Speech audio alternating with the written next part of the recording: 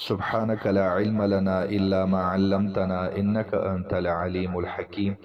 السلام علیکم ورحمت الله وبرکاته. د الله رب ذوالجلال نه امید دی چې تاسو ټول به خیر او عافیت سره یې. الله رب ذوالجلال دې ستاسو د دوانو جهانونو خیرونه نصیب کی. نن د یو بل عمل او بل وظیفې سره ستاسو په درانه خدمت کې حاضر شوي یو. دا عمل د هر قسم حاجت لپاره انتهایی مفید دی. حاجت که د غر برابر وي الله رب ذوالجلال به د دې عمل په برکت سره حل کوي. الله رب ذوالجلال به پوره کوي. او دا حاجت مختلف قسم کی دی شي. حاجت د رشتي وي، حاجت د واده وي، حاجت د اولاد وي، حاجت د روزګار وي، د نوکرۍ وي. د هر قسم حاجت لپاره دا عمل انتهایی مفید دی.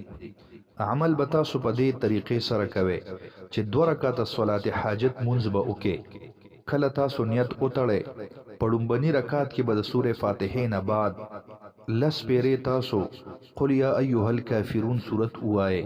په 2م رکعت کې به د سورې فاتحې نه بعد 10 پیرې تاسو قل هو الله احد سورت ووایئ. کله تاسو سلام وګرځوئ د سلام نه بعد به بیا سجدې ته لاړ شئ او په سجده کې به 100 پیرې دا کلمات ووایئ. یا حی یا قیوم برحمتک استعیذ، یا حی یا قیوم برحمتک استعیذ.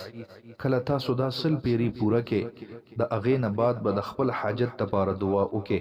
ان شاء الله العزیز الله رب ذوالجلال به د دې یو ځل عمل کولو سره ستاسو تمام حاجتونه پوره کړي.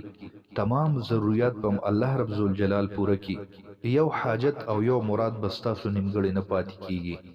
دوستانو که چېرته ستاسو زموږ دا ویډیو خوښه شوي وي نو چینل ځان سره سبسکرایب کړئ او خوا کې ورسره د ټلې دا نشان ووهئ چې آینده تاسو ته زموږ ویډیوګانې بر وخت ملاویږي.